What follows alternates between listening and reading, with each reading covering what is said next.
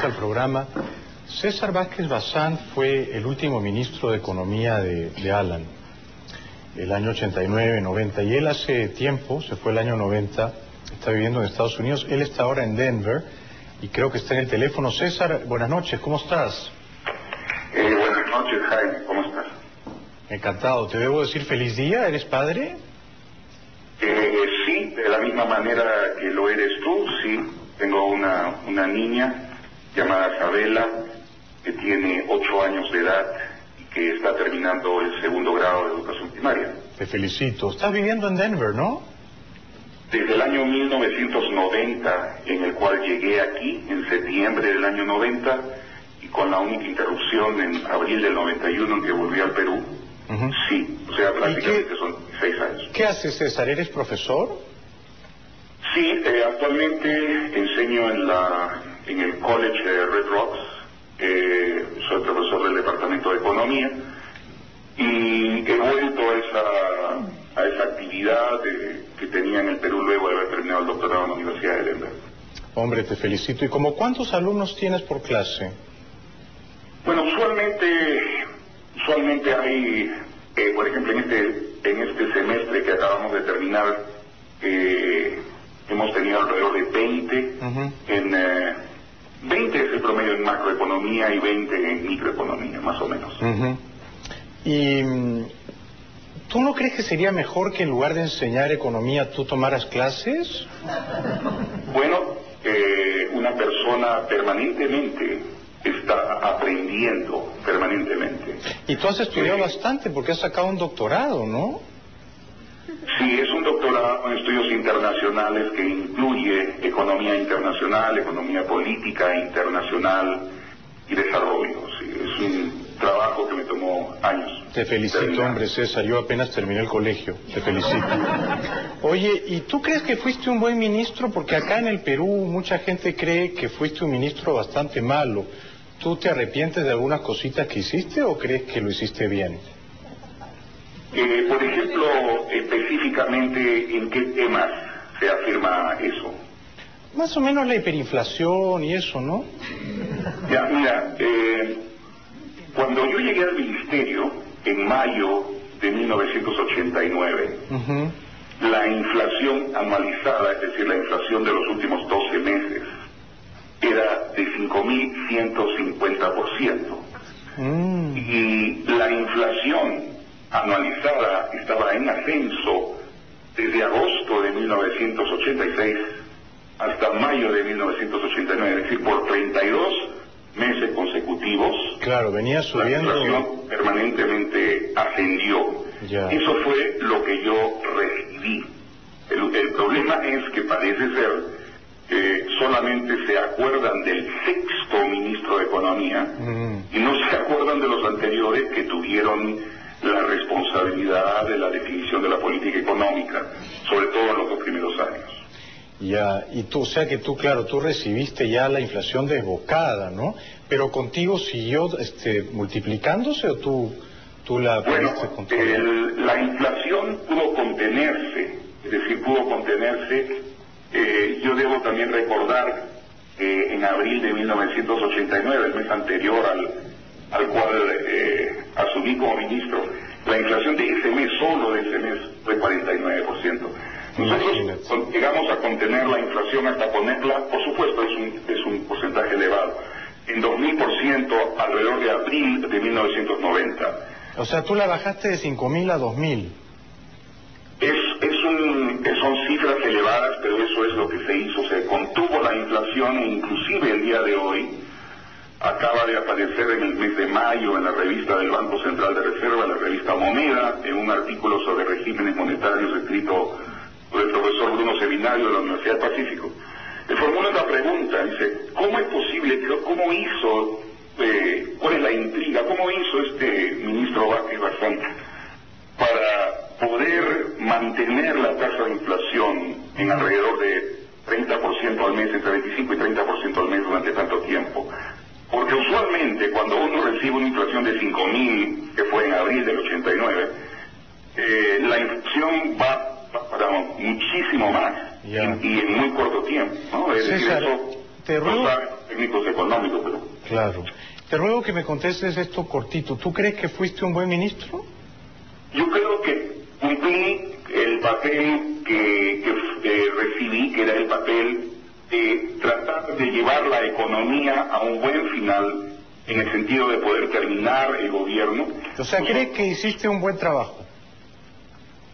Nosotros hicimos un trabajo en medio de una situación difícil, intentos de golpes de Estado en octubre de 1989, Sendero, y en concreto lo que nosotros pudimos hacer es contener la caída en el empleo, contener la pérdida de reservas, contener la caída en la remuneración vital y revertir el proceso de recesión. Porque el último trimestre del año 89 y los dos primeros trimestres de 1990 fueron trimestres de crecimiento productivo.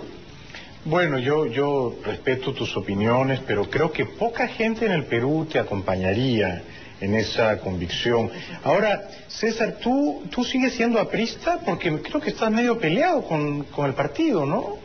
Y yo sigo siendo aprista, por supuesto. ¿Has votado por Alan? No he votado por Alan. ¿Por qué? Básicamente porque Alan no ha levantado las banderas fundamentales del APRA.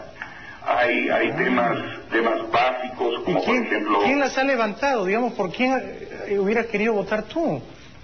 Bueno, yo como aprista tengo una identificación con el diagnóstico de la realidad del APRA y con el programa aprista. El programa aprista es un programa antiimperialista, es un programa nacionalista y es un programa solidario. Y yo lamento que Alan no haya preferido levantar esos temas y se haya ido más bien por temas adjetivos. Pero tú eres antiimperialista y vives en el imperio. Bueno, la residencia de una persona no identifica a esa persona como el sistema político. De la misma manera, pero si eres tan antiimperialista, pues tienes que venirte a vivir acá al Perú para luchar contra el imperio, porque ahí en Denver, pagado por los ciudadanos del imperio, tu antiimperialismo se puede relajar, César. No se relaja. De la misma manera que todos aquellos que vivieron bajo la dictadura de Fujimori no fueron fujimoristas. Claro. De la misma manera también la residencia de una persona no la identifica con una determinada tendencia política. Eso también implicaría que aquí en los Estados Unidos no habrían disidentes como por ejemplo Noam Chomsky o Howard Zinn, que dicen muy claramente la realidad acerca de una serie de problemas que se afrontan internacionalmente. ¿Se podría decir que tú eres el Chomsky del APRA? No me creo a ese nivel. Simplemente planteo el ejemplo, simplemente para indicar que el sitio en que uno reside no identifica a esa persona con el sistema político que rige en ese país. Claro, eso es indudable, tienes toda la razón. César, para terminar, tú dijiste el año 2003 que Del Castillo tiene una casa en Miami, pero él dijo que no, que la casa es de Carmen, de su esposa, y por eso te sancionaron en el partido. ¿Tú te arrepientes de haber hecho esa denuncia o te ratificas? No, en la denuncia yo me ratifico. Yo creo que sensiblemente en el partido hay elementos e indicios de corrupción, sobre todo de penetración de Montesinos. En el caso de Jorge del Castillo recibió en el año 96 una oficina de la Caja de Pensiones Militar Policial, con la cual se quedó hasta aproximadamente el año 2002, dejando de haber pagado muchísimas cuotas, y fue una oficina con la cual se compró, prácticamente compraron la voluntad de Castillo. Ahora, ¿Y tú crees también, cuando tú comparas sus declaraciones juradas presentadas en el Congreso con las propiedades que tiene, por ejemplo, el departamento de Miami, vas a ver de que existe una tremenda discrepancia. Yo he solicitado hace mucho tiempo que se abra una investigación en el partido, pero el partido parece que ha tomado alguna otra decisión que no es esa. Ya, o sea que estás tirándole barro fuerte a Alan y a Del Castillo. Mejor quédate un tiempo en Denver, estos 5 años no vuelvas, ¿no? César, y para terminar, perdóname que te interrumpa, pero ya Jimé me está conminando a terminar.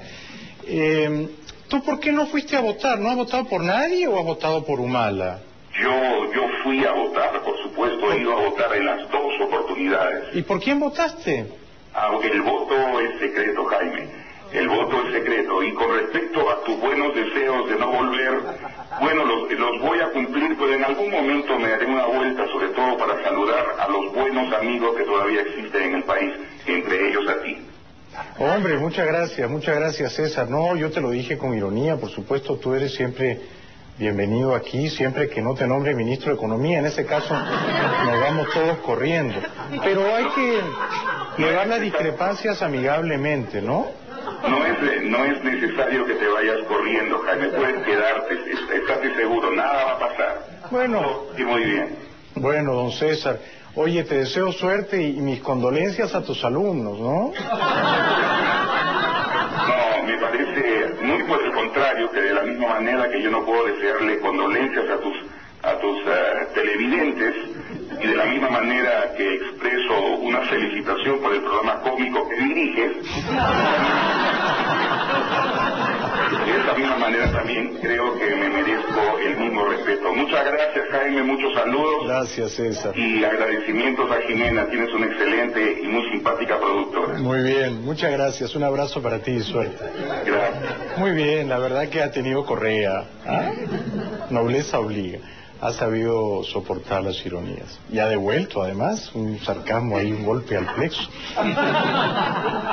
Pero imagínate, Jimé, lo que es pagar para ser alumno de César Vázquez Bazán.